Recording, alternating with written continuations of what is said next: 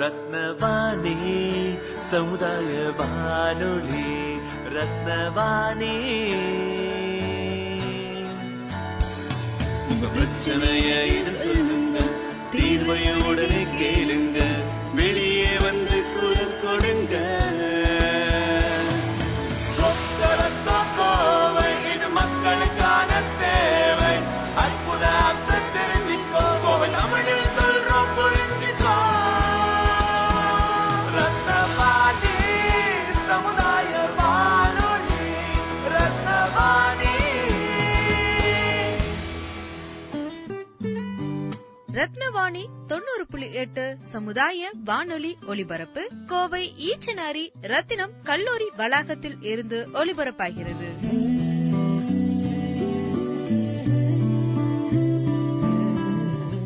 வணக்கம். ரத்தினவாணி 90.8 சமுதாய வானொலியின் ஆன்றோர்களுக்கான சிறப்பு நிகழ்ச்சி அனுபவ். வாருங்கள் வாருங்கள் நண்பர்களே, கூடுங்கள் கேளுங்கள் நண்பர்களே. வாருங்கள் வாருங்கள் நண்பர்களே, கூடுங்கள் கேளுங்கள் நண்பர்களே.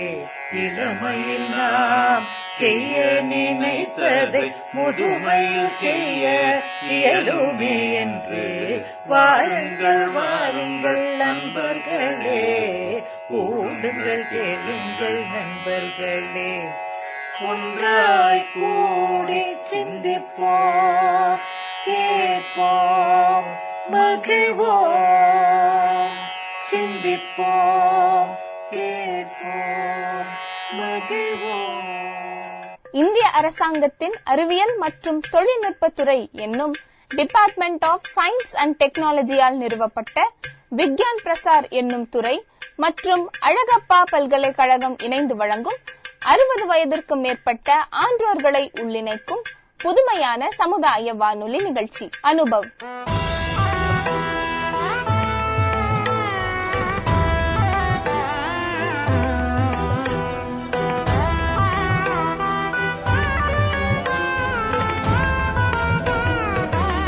இந்நிகழ்ச்சியின் மூலம் அறிவியல் துறையில் சாதனை படைத்த ஆன்றோர்களின் அனுபவங்கள் மற்றும் அறிவியல் துறையில் கைதேர்ந்த வல்லுநர்களின் புது அறிவு மற்றும் பொது அறிவுகளை கோவையில் வாழும் மூத்த குடிமக்களுடன் பகிர்ந்து கொள்ளும் முயற்சியே இந்த நிகழ்ச்சி.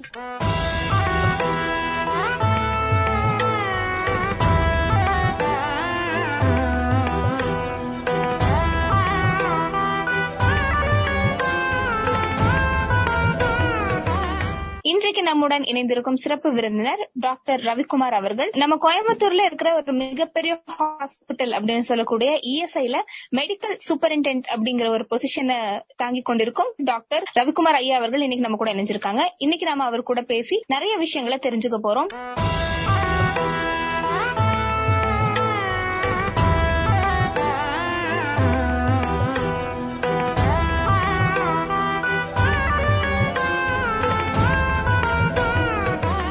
ரவிக்குமார் சார் வணக்கம். வணக்கம். நீங்க இப்ப இஎஸ்ஐ அப்படின்னு சொல்லக்கூடிய நம்ம அரசு சார்ந்த ஒரு மருத்துவமனையில இப்ப பணிபுரிஞ்சிட்டு இருக்கீங்க சார்.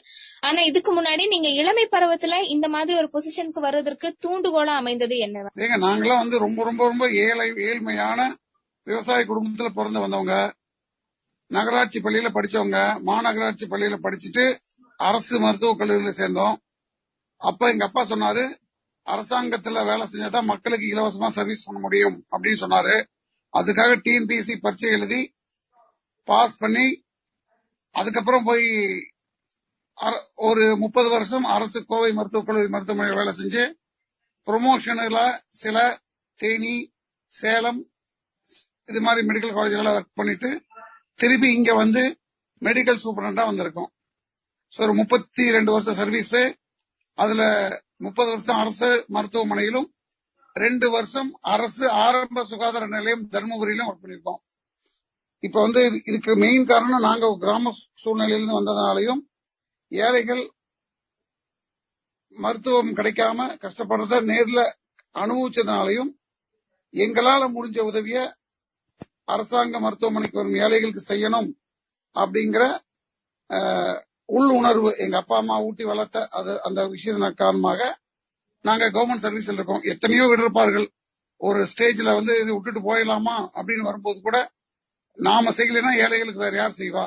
இதெல்லாம் தாங்கிதான் நாம செய்யணும். அரசாங்கத்திலிருந்தும் மற்ற இடங்களில் இருந்தும் எவ்வளவு நெருக்கத்தில் வந்த போதும் ஏழைகளுக்கு சர்வீஸ் பண்றது நம்மளை விட சிறப்பா யாரும் செய்ய முடியாது, நாம செய்யலாம் அப்படிங்கிற ஒரு உந்துதல், அந்த தூண்டுதல், இதுதான் எங்களை இங்கே இத்தனை கொரோனா போன்ற சமயங்கள்ல நிறைய டாக்டர் ஓடி போயிட்டாங்க வேலையை விட்டு போட்டு, அரசாங்கம் வேலையை விட்டு போட்டு. நம்ம வந்தா கொரோனா வந்தா செத்து போயிருமே அப்படின்னு. நாங்க 24,900 நோயாளிகள், கொரோனா நோயாளிகளை குணப்படுத்திருக்கோம். இன்னும் குணப்படுத்திட்டே இருக்கோம். நிறைய பேர் அட்மிட் பண்ணிட்டே இருக்கோம், குணப்படுத்திட்டே இருக்கோம். இதுக்கு காரணம் எங்களோட பெற்றோர்கள், எங்களுடைய ஆசிரியர்கள், எங்க உடன் பணிபுரியவர்கள், எங்களுடன் களத்தில் இருப்பவர்கள், நாங்க சொன்ன உடனே செய்யறதுக்கு தயாரா இருக்கிற எங்களுடைய மருத்துவர்கள், மாணவர்கள் எல்லாரும் தான். அந்த இவங்கதான் எல்லாருமே எங்களை ஊக்குவித்துக் கொண்டிருக்கிறவர்கள். இவங்களாலதான் நாங்க தொடர்ந்து வேலை செய்ய முடியுது, நோயாளிகளை குணப்படுத்த முடியுது. நான் மட்டும் இல்ல, எங்க டீம் அப்படின்னு சொல்லலாம், எல்லாரும் சேர்ந்துதான் இந்த வேலையை செய்யறோம். சார் மாலை வணக்கம். வணக்கம் சார். நான் கோயம்புத்தூர்ல வந்து ஒரு காவல்துறையில போலீஸ் ஆபீசரா சர்வீஸ் பண்ணிட்டு இங்க கோயம்புத்தூர்ல இருக்கிறேன். சொல்லுங்க சார். இஎஸ்ஐ அப்படின்னா கோயம்புத்தூர்ல வந்து எவ்வளவோ ஆயிரக்கணக்கான பேர் வந்து இஎஸ்ஐ போனா காப்பாத்திடலாம், இஎஸ்ஐக்கு போங்க அப்படின்னு இந்த ஒரு 2 வருஷமா வந்து என்னுடைய காதுபட நான் கேள்விப்பட்டிருக்கிறேன் கொரோனா வந்த டயத்துல. நன்றிங்க சார். இதுக்கு காரணம் முழுக்க காரணம் மக்கள் வைத்திருக்கிற நம்பிக்கை தான். அதாவது மருந்து கால்வாசி தான், அந்த நம்பிக்கை தான் அவங்களை குணப்படுத்துது. அரசாங்கம் கொடுக்கிற மருந்துகளையும் அரசாங்க ஊழியர்களாக நாங்கள் செஞ்ச சேவைகளும் ஒரு கால்வாசி தான். அவங்க வைக்கிற நம்பிக்கை இங்க வந்தா சரியாகுங்கிற நம்பிக்கை இருக்குல்லங்க, அதுதான் அவர்களை சரியாக்குது. அதுக்கு ஒவ்வொருவருக்கும் நான் நன்றி தெரிவித்துக் கொள்கிறேன். ரொம்ப நன்றி ஐயா. உங்களுடைய பணி வந்து உண்மையாவே வந்து கோவைக்கு ஒரு பெரிய எல்லாம் சொல்றதுன்னு வார்த்தைகள் இல்ல. டீம் ஒர்க், தனிப்பட்ட மனிதரோட இதுல ஒரு டீம். எங்களோட அனைத்து அதிகாரிகள் இருந்து கடைமட்ட ஊழியர்கள் வரைக்கும். ஹாஸ்பிட்டல் எவ்வளவு நீட்டா இருந்தாலும் ஒரு டாய்லெட் கிளீன் பண்ற வரலைன்னா ஹாஸ்பிட்டல் வந்து ஸ்மெல் இருக்காது, உள்ள இருக்க முடியாது. எவ்வளவு நோயாளிகள் வந்தாலும் கரெக்ட் டயத்துக்கு சாப்பாடு கொடுக்கறவில்லைன்னா எல்லா நோயாளிகளும் மருந்து சாப்பிட முடியாது. சோ ஒவ்வொருவரும் அவரோட தன்னுடைய கடமைகளை சரியாக செய்வதனாலதான் ஆஸ்பத்திரியோட பேர் நல்ல பேரா இருக்குங்க. அதுங்க ஒவ்வொருத்தரும் உங்களோட நன்றியை நான் எல்லா மக்களுக்கும் பகிர்ந்து அளிச்சுக்கிறேன். ரொம்ப நன்றியா. தொடர்ந்து வந்து உங்கள்ட்ட வந்து இன்னொரு கேள்வி.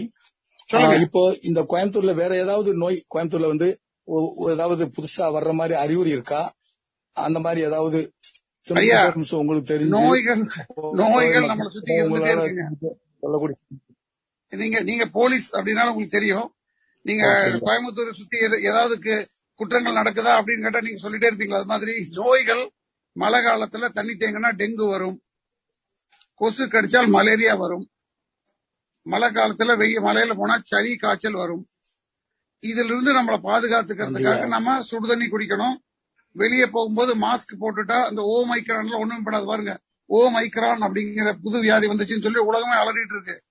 ஒரே வழி, கொரோனா நம்மளுக்கு கத்து கொடுத்த ஒரே பாடம், வாய் மூடிட்டு கைய சுத்தமா வச்சிருந்தேன்னா உனக்கு ஒரு வியாதியும் கிடையாது. கையில கைய சுத்தமா சானிடைசர் போட்டு கிளீன் பண்ணிக்கிறதும் மாஸ்க் போட்டுட்டு வெளியே போறதும் 2 தான் நம்மள கொரோனா மட்டும் இல்ல எந்த வியாதியிலிருந்தும் தடுக்கும். ஐயா, இப்போ உங்களுடைய டீம் ஒர்க்கு சிறப்பு. அதே நேரத்துல இந்த 2 ஆண்டுகள் வந்து நம்மளுடைய இஎஸ்ஐ மருத்துவமனையில ஊழியர்கள், நர்ஸ், டாக்டர்ஸ் இந்த மாதிரி கொரோனாவில பாதிப்பு ஏதாவது இருந்திருக்காங்க? நிறைய பேருங்க, நிறைய டாக்டர்கள் பாதிச்சிருக்காங்க. எங்க டீனே பாதிச்சு அட்மிட் ஆனாரு, நிறைய ஸ்டாஃப் நர்சஸ் அட்மிட் ஆனாங்க. அவங்களாம் பாத்தீங்கன்னா நீங்க அவங்கள கேட்கும் போதே உங்களுக்கு மனசு கஷ்டமா இருக்கும். அதாவது 5 நாள் வேலை செய்வாங்க, அடுத்த 5 நாள் அவங்களுக்கு ரெஸ்ட் எடுக்கிற 5வது நாள் போய் அவங்க டெஸ்ட் பண்ணி பார்க்கணும், அவங்களுக்கு வியாதி வந்திருக்கான்னு டெஸ்ட் பண்ணி பார்க்கணும். வியாதி வரலைன்னு தெரிஞ்சா அடுத்த 5 நாள் வேலைக்கு வந்துடணும். வியாதி வரலைன்னா அடுத்த 5 நாள் வேலைக்கு வந்துடணும். வியாதி வந்தா அட்மிட் ஆயிடணும். வீட்டுக்கே மாச கணக்குல போக முடியாதவங்களா இருக்காங்க. மாச கணக்குல வீட்டுக்கே போக முடியாம குழந்தைகளை வந்து வாட்ஸ்அப் கால்லயும் போன்லயும் மட்டுமே பாத்துக்கிட்டு, சில குழந்தைகளை அவங்க அம்மா பாக்குறக்கா கேட்ல வந்து வாசல்ல நிக்கும். இவங்க மாடியில இருந்து கை காமிச்சு அனுப்புவாங்க, உள்ள வந்துடாத, நான் உள்ள டியூட்டில இருக்கேன்னு சொல்லி. அவங்க அம்மா அந்த பிபி கிட்டு போட்டதுனால அவ யாரும் அவங்க அம்மான்னு கூட தெரியாது குழந்தைக்கு. அந்த ப்ளூ கலர் ட்ரெஸ் போட்டு நின்று இருப்பாங்க ஒரே மாதிரி எல்லாரும். குழந்தைக்கு அங்க இருந்து கை காட்டி அம்மா இங்க நிக்கிறேன்னு சொல்லி கை காமி அனுப்பி இப்படி எல்லாம் நடந்துட்டு இருந்ததுங்க. சோ இது மாதிரி நிறைய விஷயம், ஒரு ரெண்டு இல்லைங்க, நிறைய டாக்டர் அட்மிட் இருந்தாங்க, நிறைய ஸ்டாஃப் நர்ஸ், நிறைய ஒர்க்கர்ஸ், நிறைய பேர் அட்மிட் இருந்தாங்க. அதனால அவங்க அட்மிட் வியாதி வரும் தெரிஞ்சு உள்ள போறாங்க. அது உங்களுக்கு எப்படி சொல்றதுன்னா, அப்படிங்கறதுக்காக நீங்க நாங்க நிறைய லட்சக்கணக்கில் சம்பளம் வாங்குறோம் அதனால சேவை செய்யணும்னு நினைச்சுக்காதீங்க. எங்களோட சானிடரி ஒர்க்கர்ஸ் எல்லாம் 8,000 ரூபாய் சம்பளம், அவங்களுக்கு 8,000 தான் சம்பளம். ஒரு நாளைக்கு 200 ரூபாய், ஒரு நாள் வேலைக்கு வரலாம் சம்பளம் கிடைக்காது. ஆனாலும் யாராவது ஒருத்தர் 8,000 ரூபாய் சம்பளம் கொடுக்குறேன், கொரோனால போய் வேலை செய்யணும் செய்வாங்களா? உயிரை பணையம் வச்சுட்டு இன்னைக்கு வரைக்கும் செஞ்சுட்டு இருக்காங்க. நாங்க அரசாங்கத்திட்ட கேட்டிருக்கோம், உங்களுக்கு எக்ஸ்ட்ரா சம்பளம் கொடுங்க, எக்ஸ்ட்ரா ஏதாவது கொடுங்கலாம் கேட்டிருக்கோம். இது வரைக்கும் அது மாதிரி வரக்கு வாய்ப்பு இருக்கு, வராம போறதுக்கும் வாய்ப்பு இருக்கு. ஆனால் வெறும் 8,000 ரூபாய் சம்பளத்துல உள்ள கொண்டு போய் சாப்பாடு கொடுக்கறது, உள்ள கொண்டு போய் அவங்களை வண்டி தள்ளிட்டு போறது, உள்ள கொண்டு போய் அவங்களுக்கு ட்ரெஸ் மாத்தி விடுறது, இவ்வளவு வேலை செஞ்சுட்டு இருக்காங்க. இது வந்து கற்பனைக்கு கூட எட்டாத விஷயம். 200 ரூபாய் சம்பளத்துல நீங்க அந்த பக்கம் கொரோனான்னு ஒண்ணு அந்த ரோட்லயே போக அவாய்ட் பண்ணிட்டு அடுத்த வேலையை சுத்தி போன ஆட்களே நான் பாத்திருக்கேன். அதே மாதிரி ஆளு இங்க அட்மிட் ஆனதையும் பாத்திருக்கேன். சரிங்களா? எப்போ இவங்களோட பணத்துக்காகவோ வேற விஷயத்துக்காகவும் வேலை செய்யல. மக்களை குணப்படுத்தணும், நம்மளுக்கு ஒரு வாய்ப்பு கிடைச்ச வாய்ப்பை சரியா நம்ம பயன்படுத்திக்கணும். நம்ம நோயாளிகள், நம்ம கோயம்புத்தூர் மக்கள் மட்டும் இல்ல, நீலகிரி, திருப்பூர் போன டிஸ்ட்ரிக்ட்ல இருந்து நிறைய பேர் இருந்தாங்க. எல்லாத்தையும் காப்பாற்றணும் அப்படிங்கிற ஒரே நோக்கத்தோட இணைஞ்சு எத்தனையோ ஏற்பாடு வந்தாலும் அவங்க கூட நின்று காப்பாற்றணும், ஆஸ்பத்திரி பேரை காப்பாற்றணும், நம்மள நம்பி வந்த நோயாளிகளை உயிரை காப்பாற்றணும் அப்படின்னு பாடுபட்டு இருக்காங்க. சரிங்க ஐயா. இப்ப வந்து கோவையில அந்த முதியவர்களுக்கு பாதிக்கும் நோய் ஏதாவது அப்படி ஏதாவது தென்படுதா ஐயா? ஏங்க வெளியே வராம முதியவர்கள் கம்பல்சரி 100% தடுப்பூசி போட்டுக்கணும். தடுப்பூசி போட்டுக்க மாட்டேன் அப்படின்னு சொன்னா உங்களுக்கு எல்லா வியாதியும் வந்து, தடுப்பூசிங்கிறது நம்மளை சுத்தி உள்ள வேலி மாதிரி, அந்த வேலியை தாண்டி எதுவும் உள்ள வராது. தடுப்பூசி போடுவது மிக மிக முக்கியம். 2வது, எந்த காரணத்தை கொண்டும் கூட்டமா இருக்கிற இடத்துக்கு போகாதீங்க. வீட்டுக்குள்ளேயே வேற யாராவது வந்தா கூட மாஸ்க் போட்டுக்கோங்க.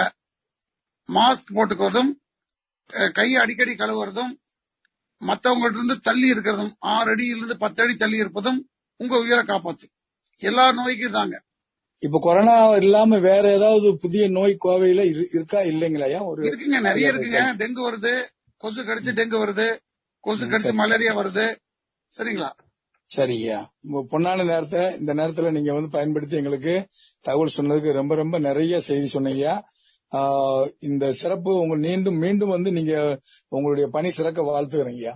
வணக்கம் வணக்கம் வணக்கம் சார். வணக்கம் சார். வணக்கம் சார். வணக்கம், சொல்லுங்க சார். இப்ப வந்து நம்ம கூட ஒரு ஆண்டோர் இணைந்திருந்து உங்ககிட்ட கேள்வி கேட்டாங்க. இப்போ என்னுடைய சார்பா நான் ஒரு கேள்வி கேட்டுக்கிறேங்க சார். இப்போ நம்ம வந்து நிகழ்ச்சியே ஆண்டோர்களுக்கானது அப்படிங்கறதுனால அவங்களுடைய ஆரோக்கியத்தை மேம்படுத்தக்கூடிய ஏதாவது சாதாரணமான அன்றாட வாழ்க்கையில பயன்படுத்தக்கூடிய ஏதாவது ஒரு 4-5 எக்ஸசைஸ் சொன்னீங்கன்னா இது கொஞ்சம் பெட்டரா இருக்குங்க. ஓகேங்க. ஒண்ணுதாங்க.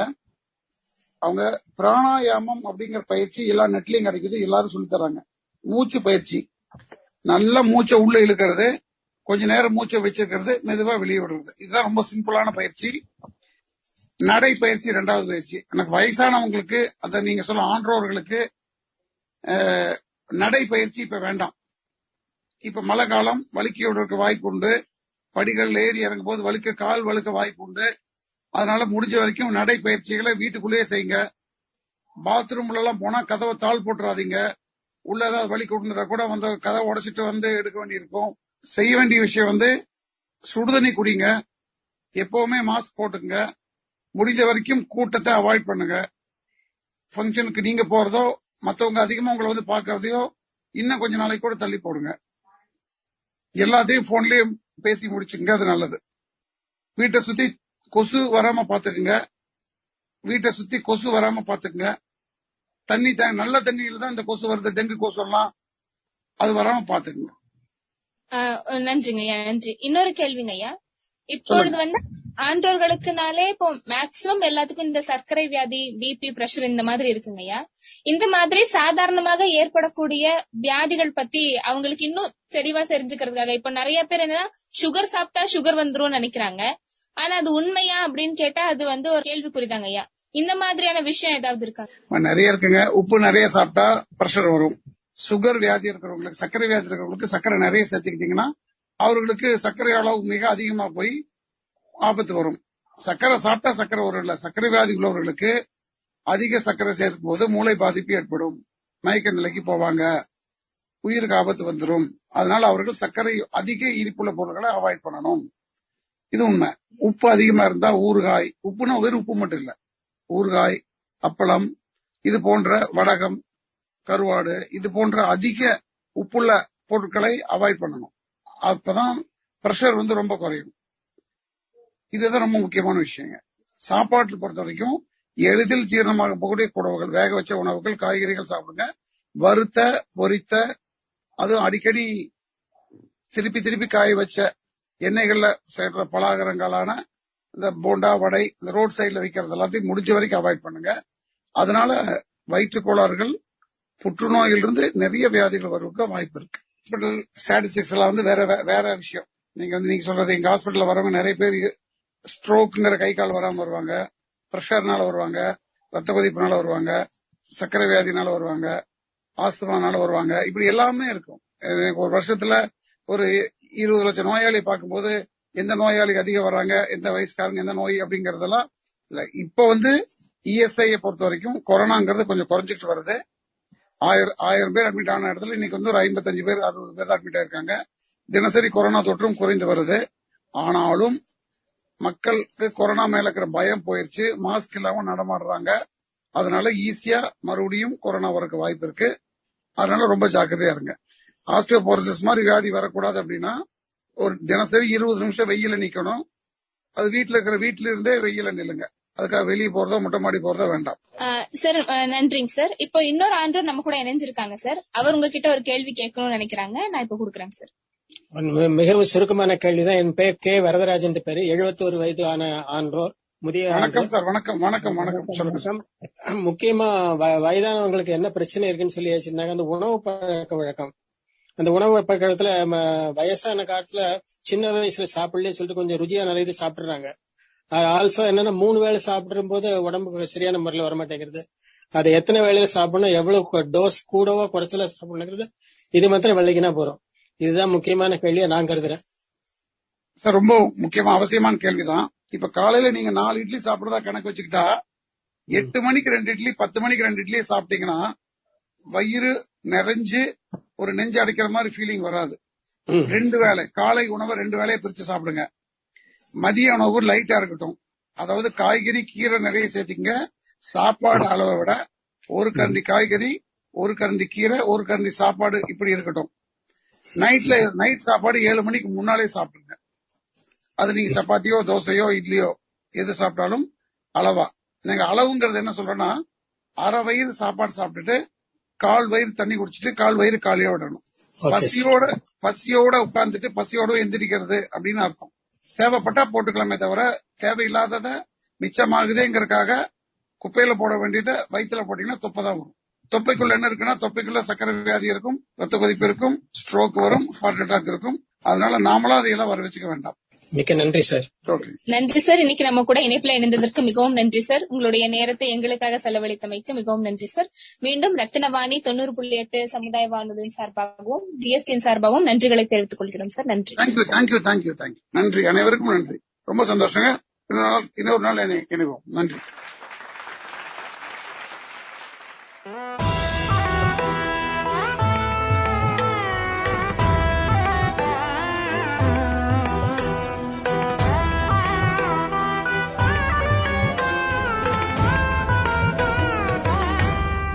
இந்திய அரசாங்கத்தின் அறிவியல் மற்றும் தொழில்நுட்பத்துறை என்னும் டிபார்ட்மெண்ட் ஆஃப் சயின்ஸ் அண்ட் டெக்னாலஜியால் நிறுவப்பட்ட விக்யான் பிரசார் என்னும் துறை மற்றும் அழகப்பா பல்கலைக்கழகம் இணைந்து வழங்கும் 60 வயதிற்கும் மேற்பட்ட ஆன்றோர்களை உள்ளிணைக்கும் புதுமையான சமுதாய வானொலி நிகழ்ச்சி அனுபவ் என்னும் இந்நிகழ்ச்சியின் அடுத்த அத்தியாயத்தில் உங்களை சந்திக்கிறோம்.